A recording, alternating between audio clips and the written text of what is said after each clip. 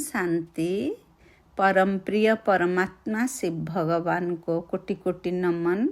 आइए आज हम सब 1/8/2025 मसीहा का प्रातः मुरली बाप दादा से सुनेंगे।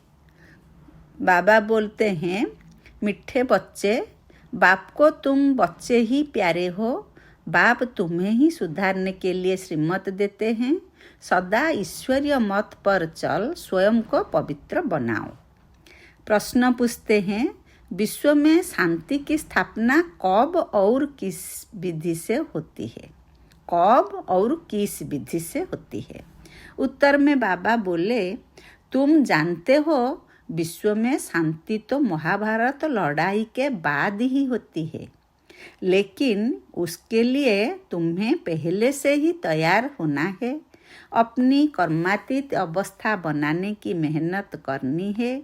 सृष्टि के आदि मध्य अंत का ज्ञान सिमरण कर बाप की याद से संपूर्ण पावन बनना है, तब इस सृष्टि का परिवर्तन होगा। गीत में आज बोले, आज अंधेरे में है इंसान। ओम शांति। यह गीत है भक्ति मार्ग का गाया हुआ। कहते हैं, हम अंधेरे में है, अब ज्ञान का तीसरा नेत्र दो।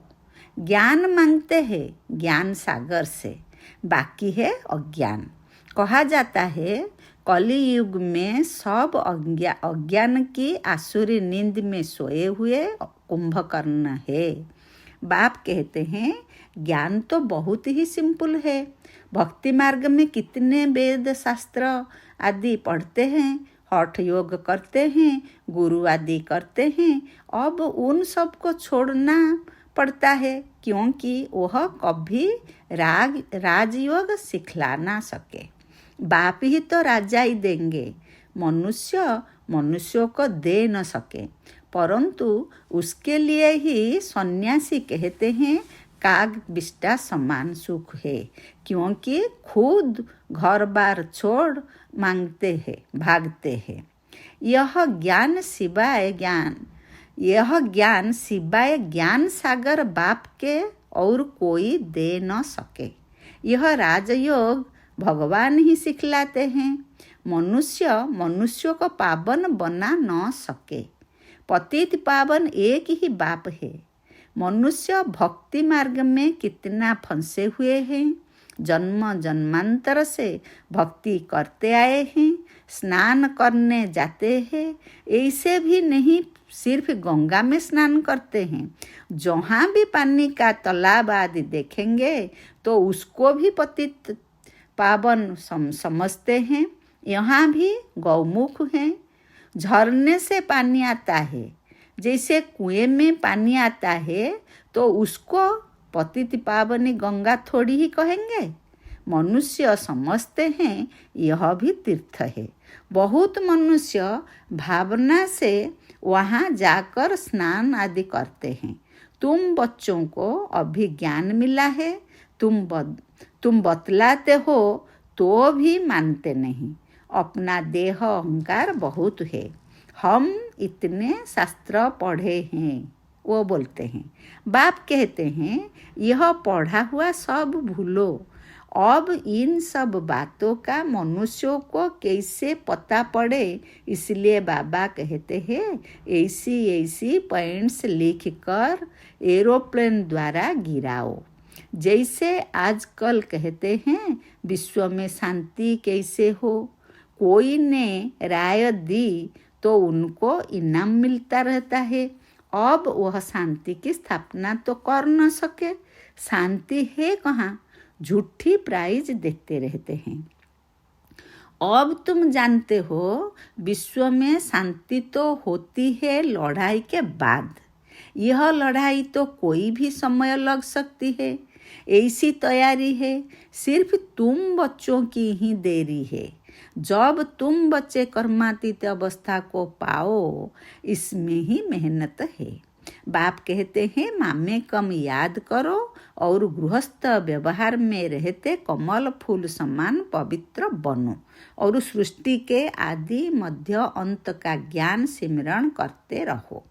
तुम लिख भी सकते हो, ड्रामा अनुसार कल्प पहले मुआफिक विश्व में शांति स्थापन हो जाएगी। तुम यह भी समझा सकते हो कि विश्व में शांति तो सतयुग में भी होती है। यहाँ जरूर अशांति रहेगी, परंतु कोई है जो तुम्हारी बातों पर विश्वास नहीं करते, क्योंकि उनको स्वर्ग में आना ही नहीं है, तो श्रीमत पर चलेंगे नहीं। यहाँ भी बहुत है जो श्रीमत पर पवित्र रह नहीं सकते। ऊंचते ऊंच भगवान की तुमको मत मिलती है। कोई की चलन अच्छी नहीं होती है तो कहते हैं ना, तुमको ईश्वर अच्छी मत दे। अभी तुमको ईश्वरीय मत पर चलना चाहिए। बाप कहते हैं 63 जन्म तुमने विषय सागर में गोते खाते हैं, बच्चों से बात करते हैं।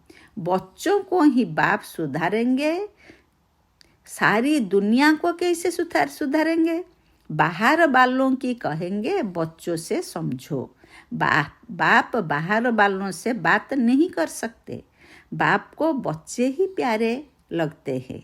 सौतले बच्चे थोड़ी ही लगेंगे। लौकिक बाप भी सपूत बच्चों को धन देते हैं। सब बच्चे समान तो नहीं होंगे, सब बच्चे समान तो नहीं होंगे। बाप भी कहते हैं जो मेरे बनते हैं उनको ही मैं वर्षा देता हूँ। जो मेरे नहीं बनते हैं वह हजम नहीं कर सकेंगे, श्रीमत पर चल नहीं सकेंगे। वह है भगत। बाबा के बहुत देखे हुए हैं। कोई बड़ा सन्यासी आता है तो बहुत उन्हों के फॉलोअर्स होते हैं। फंड मीन्स चांदा इकट्ठा करते हैं, अपनी अपनी ताकत अनुसार फंड्स निकालते हैं। यहाँ बाप तो ऐसे नहीं कहेंगे फंड्स इकट्ठा करो, नहीं। यहाँ तो जो बीज बोएंगे 21 जन्म उसका फल पाएंगे। मनुष्य दान करते हैं तो समझते हैं ईश्वर अर्थ हम करते हैं, ईश्वर समर्पणम कहते हैं। वह तो कहेंगे श्री कृष्ण समर्पणम। श्री कृष्ण का नाम क्यों लेते हैं? क्योंकि गीता का भगवान समझते हैं। श्री राधे अर्पणम कभी नहीं कहेंगे, ईश्वर या श्री कृष्ण अर्पणम कहते हैं। जानते हैं फल देने वाला ईश्वर ही है। कोई साहूकार के घर में जन्म लेते हैं तो कहते हैं ना, आगे जन्म में बहुत दान पुण्य किए हैं तब यह बना है। राजा भी बन सकते हैं, परंतु वह है अल्पकाल काग बिष्टा समान सुख। राजाओं को भी सन्यासी लोग सन्यास कराते हैं तो उनको कहते हैं स्त्री तो सर्पिणी है। लेकिन द्रौपदी ने तो पुकारा है, दुशासन मुझे नंगन करते हैं। अब भी अबलाएं कितना पुकारती है, हमारी लाज रखो। बाबा यह हमको बहुत मारते हैं, कहते हैं विष दो नहीं तो खून करता हूँ। बाबा इन बंधनों से छुड़ाओ। बाप कहते हैं बंधन तो खलास होने ही है, फिर 21 जन्म कभी नंगन नहीं होंगे। वहाँ विकार होता नहीं। इस मृत्युलोक में यह अंतिम जन्म है, यह है ही विशेष वर्ल्ड। दूसरी बाप समझाते हैं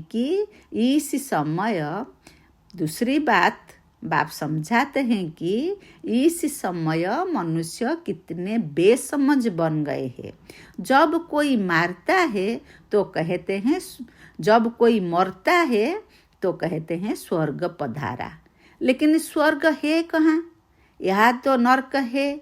स्वर्गवासी हुआ तो जरूर नर्क में था, परंतु किसी को सीधा कहो तुम नर्कवासी हो तो क्रोध में आकर बिगड़ पड़ेंगे। ऐसे को तुमको लिखना चाहिए। फलाना स्वर्गवासी हुआ तो इसका मतलब तुम नर्कवासी हो ना। हम तुमको ऐसे युक्ति बताए जो तुम सच स्वर्ग में जाओ।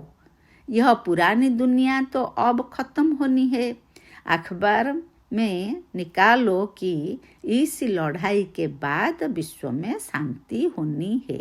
5000 वर्ष पहले मुआफिक वहाँ एक ही आदि सनातन देवी देवता धर्म था। वहाँ एक ही आदि सनातन देवी देवता धर्म था। वो लोग फिर कहते वहाँ भी कंस सरासंधि आदि असुर थे। त्रेता में रावण था। अब उनसे माथा कौन मारे? ज्ञान और भक्ति में रात दिन का फर्क है। इतनी सहज बात भी मुश्किल किसी को बुद्धि में बैठती है। तो ऐसे ऐसे स्लोगन्स बनाने चाहिए। इस लड़ाई के बाद विश्व में शांति होनी है। ड्रामा अनुसार कल्प कल्प विश्व में शांति होती है, फिर कलियुग अंत में अशांति होती है। सतयुग में ही शांति होती है। यह भी तुम लिख सकते हो। गीता में भूल करने से ही भारत का यह हाल हुआ है। पूरे 84 जन्म लेने वाले श्री कृष्ण का नाम डाल दिया है, श्री नारायण का भी नहीं डाला है। उनके फिर भी 84 जन्म में से कुछ दिन कम करेंगे ना। श्री कृष्ण के पूरा 84 जन्म होते हैं। शिव बाबा आते हैं बच्चों को हीरे जैसे बनाने, तो उनके लिए फिर डिब्बी से ऐसी सोने की चाहिए जिसमें बाप आकर प्रवेश करे। अब यह सोने का कैसे बने? तो फट से उनको साक्षात्कार कराया। तुम तो विश्व के मालिक बनते हो। अब मामे कम याद करो, पवित्र बनो, तो झट पवित्र होने लग पड़े। पवित्र बनने बिगर तो ज्ञान की धारणा हो नहीं सके। शेरनी के दूध लिए सोने का बर्तन चाहिए। यह ज्ञान तो है परमपिता परमात्मा का। इसको धारण करने के लिए भी सोने का बर्तन चाहिए, पवित्र चाहिए, तब धारणा हो। पवित्रता की प्रतिज्ञा करके फिर गिर पड़ते हैं तो योग की यात्रा ही खत्म हो जाती है। ज्ञान भी खत्म हो जाता है। किसी को कह न सके भगवान वाच, काम महाशत्रु है, उनको तीर लगेगा नहीं। वह फिर कुक्कुड़ ज्ञानी हो पड़ेंगे। कोई भी विकार न हो। रोज पोता मेल रखो। जैसे बाप सर्वशक्तिमान है वैसे माया भी सर्वशक्तिमान है। आधा कल्प रावण का राज्य चलता है। इन पर जीत बाप बिगर कोई पहना न सके। ड्रामा अनुसार रावण राज्य भी होने ही है।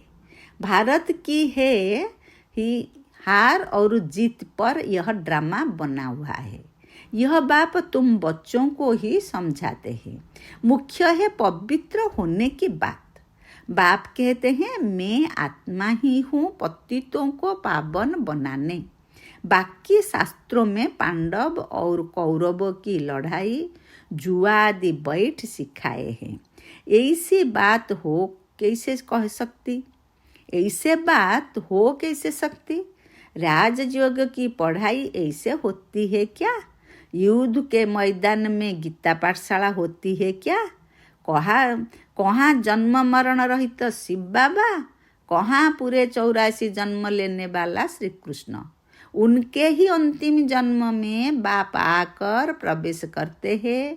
कितना क्लियर है। गृहस्थ व्यवहार में रहते पवित्र भी बनना है। सन्यासी तो कहते हैं दोनों इकट्ठे रह पवित्र नहीं रह सकते। कहे तुमको तो कोई प्राप्ति नहीं तो कैसे रहेंगे? यहाँ तो विश्व की बादशाही मिलती है। बाप कहते हैं मेरे खातिर कुल की लाज रखो। शिव बाबा कहते हैं इनको दाढ़ी की लाज रखो, इनके दाढ़ी की लाज रखो। ब्रह्मा बाबा के दाढ़ी की लाज रखना हमारा काम है। यह एक अंतिम जन्म यह एक अंतिम जन्म पवित्र रहो तो स्वर्ग के मालिक बनेंगे।